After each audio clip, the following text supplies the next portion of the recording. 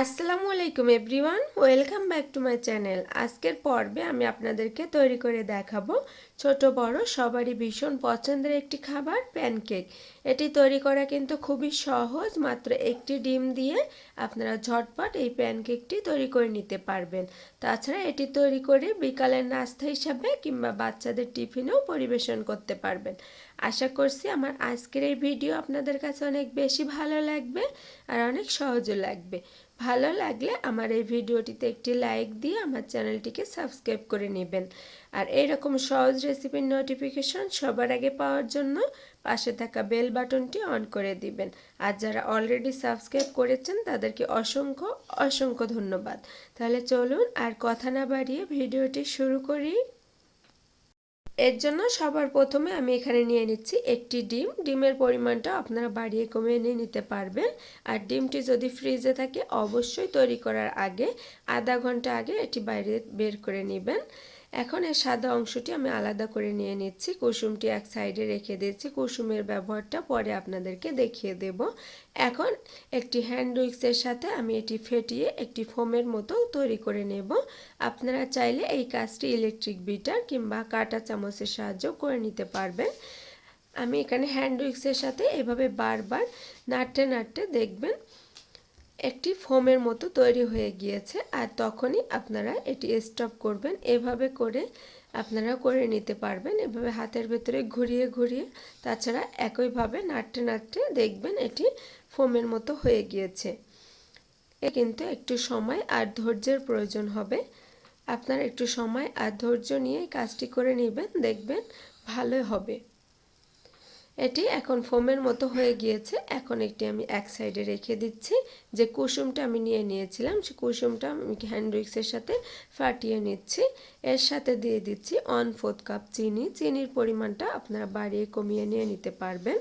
চিনিটি দিয়ে এখন এটি গলিয়ে নেব। যতক্ষণ না গলে যাবে ততক্ষণ পর্যন্ত এভাবে নাড়তে থাকবো।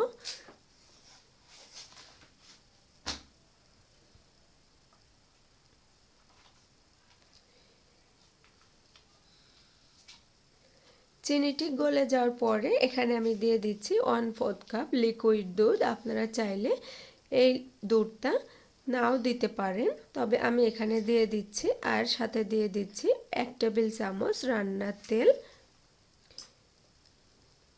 আর দিয়ে দিচ্ছি স্বাদ মতো লবণ। দিয়ে খুব ভালোভাবে আবারও চিনি আর দুধের সাথে ভালোভাবে মিশিয়ে নিচ্ছি।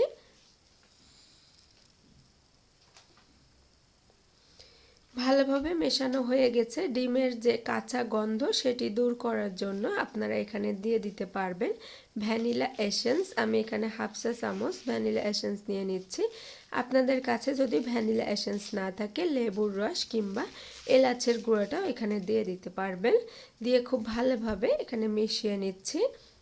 এখন এখানে আমি শুকনো উপকরণগুলো অ্যাড করব। এজন্য উপরে একটি চালনি দিয়ে আমি দিয়ে দিচ্ছি 1/2 কাপের মতো আটা, আর দিয়ে দিচ্ছি 1/2 টেবিল চামচ বেকিং পাউডার। এখানে আটা ময়দা যেটাই আপনারা নিয়ে নিতে পারবেন, কোনো অসুবিধা হবে না। এভাবে একটু চেলে নিলে এর ভেতরে যে একটা বাতাস ক্রিয়েট হবে, এর ফলে কিন্তু প্যানকেকটা খুব ভালো হবে আর ফ্লফি হবে, ভেতরেও অনেক নরম হবে। এখন একটি হ্যান্ড উইক্সের সাথে এটি ভালোভাবে মিশিয়ে নিচ্ছি। আর এর যে কনসিস্টেন্সিটা কেমন হবে আপনাদেরকে একটু দেখিয়ে দিচ্ছি। দেখেন এরকম ঘন হয়েছে। এখন এখানে যে ফোমটা রেডি করে নিয়েছিলাম সেটি দিয়ে দিচ্ছি।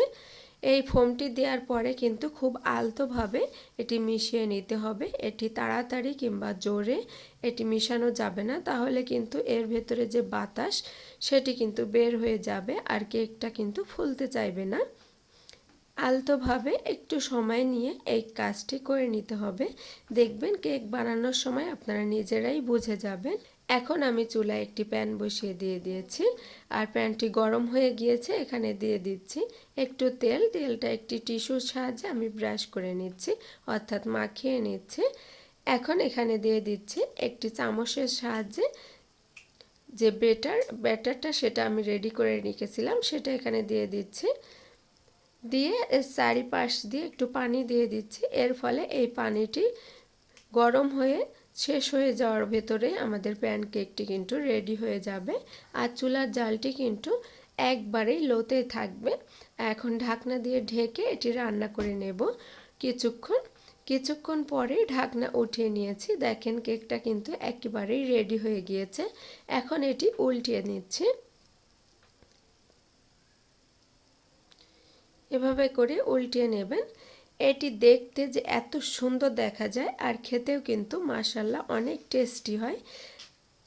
এখন আবারও ঢাকনা দিয়ে ঢেকে অপর পিঠটা আপনার এভাবে করে তৈরি করে নেবেন। কিছুক্ষণ পর ঢাকনা উঠিয়ে এটা আমি এখন উঠিয়ে নিচ্ছি। আর একইভাবে সবগুলো প্যানকেক আমি এখানে তৈরি করে নিয়েছি। এখানে আমার একটি ডিম থেকে প্রায় 6 থেকে 7টির মতো প্যানকেক তৈরি হয়ে গিয়েছে। এখন আপনাদেরকে ভেতরে একটু দেখিয়ে দিচ্ছি। দেখেন এর ভেতরে কতটা সফট হয়েছে আর কতটা স্পঞ্জি হয়েছে। এর ভেতরটা কিন্তু একেবারে পারফেক্টভাবে তৈরি হয়ে গিয়েছে। ভেতরে কিন্তু কোনো কাঁচা অংশ নেই। তো ভিউয়ার্স, আশা করছি আমার আজকের এই ভিডিও আপনাদের কাছে অনেক বেশি ভালো লেগেছে আর অনেক সহজও লেগেছে। ভালো লাগলে আমার চ্যানেলটিকে সাবস্ক্রাইব করে দিবেন। আর আমার এই ভিডিওটি যারা ফেসবুক থেকে দেখছেন তারা আমার পেজটিকে অবশ্যই ফলো দিবেন আর একটি লাইক দিয়ে আমার পাশে থাকবেন। আজকে এই পর্যন্তই। অন্য কোনো ভিডিও নিয়ে আবারও চলে আসব। সে পর্যন্ত সবাই ভালো থাকবেন, সুস্থ থাকবেন, আমার ফ্যামিলির জন্য দোয়া করবেন। আল্লাহ হাফেজ।